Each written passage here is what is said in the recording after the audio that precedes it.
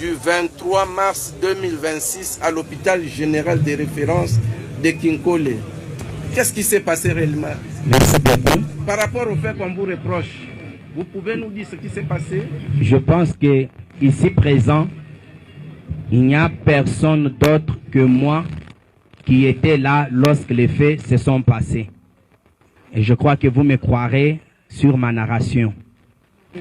Étant médecin programmé de garde en date du 23 allant jusqu'au 24, après avoir pris le service en main en échange avec l'équipe qui devait partir, je trouvais la parturiente dénommée Dorcas Mouya sur le lit de travail dans la salle de travail. Et j'ai reçu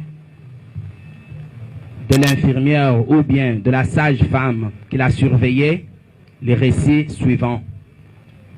Voici cette dame qui est venue pour s'accoucher, qui est en travail, mais qui est non collaborante parce que tout ce qu'on lui donne comme consigne à suivre, elle fait le contraire. Et vous savez les conséquences qui en découlent. Sur ce, je me suis permis de prodiguer conseil à notre parturiente. Et la parturiente m'a rassuré qu'elle a écouté ce que je lui ai prodigué comme conseil. Alors, je me suis déplacé parce que le travail, l'accouchement revient à la sage-femme. Et moi, je peux intervenir qu'en cas d'appel. Après que l'accouchement a eu lieu, la sage-femme a constaté qu'il y avait des dégâts dus à la non-collaboration de l'accouchée.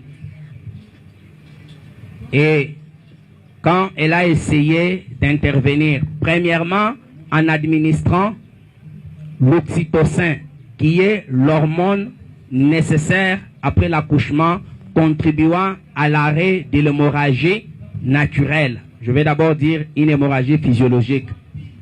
La dame n'avait pas accepté. Et ça, c'était déjà une erreur grave de la part de la dame,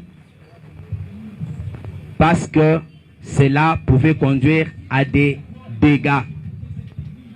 Après avoir évalué la dame, après